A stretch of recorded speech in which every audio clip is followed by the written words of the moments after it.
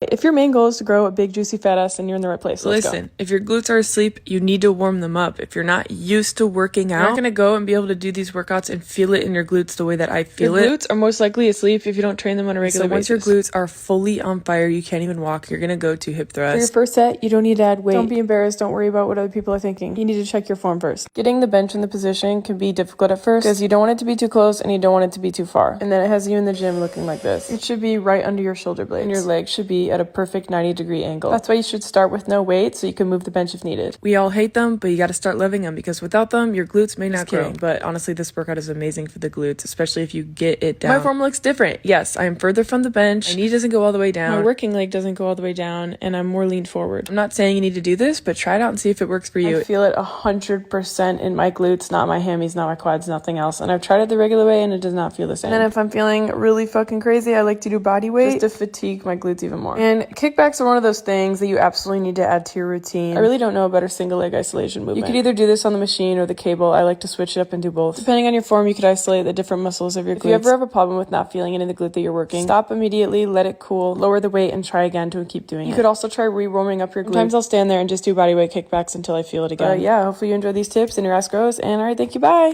All right, Madison Ginley. This got 2.9 million views. All right, should you start out with seated hip abductions? Because I usually put them last in my programs, but a lot of my Fort Lauderdale girls do them first, but they don't go crazy with them. And they do feel like it activates them and they do better with subsequent exercises. What I slightly disagree with is that you have to do them so hard that you can't even function and then you move on to hip thrusts, because I think hip thrusts are probably more important for glute growth than the seated hip abduction. So you can definitely do seated hip abductions first. Also, I'm open-minded to seated hip abductions growing the upper and lower gluteus maximus very well. Right now, we kind of think it works more on upper glute max growth, but we have no studies on that. Anyway, next up, hip thrust. She does a huge pyramid set scheme where she goes 3 plates per side, then 4 plates, then 5 plates, then 6 plates, then back down 5 plates, 4 plates, 3 plates. That's 7 sets of hip thrusts. That is brutal. All right, moves on to Bulgarians, does them in an extremely glute dominant fashion. She's folding over. That's the way I say to do glute dominant squats, and she's doing that with Bulgarians. I know you'll get a lot of hate for that, but I do think some of you should try that and see if you like it more. And then she finishes off with kickbacks. These were great tips. Do you need to train like this all the time? No, but in my experience, it's usually a good idea to listen to people who have dramatically grown their glutes. So good job, Madison. I'm Bret Contreras, aka The Glute Guy.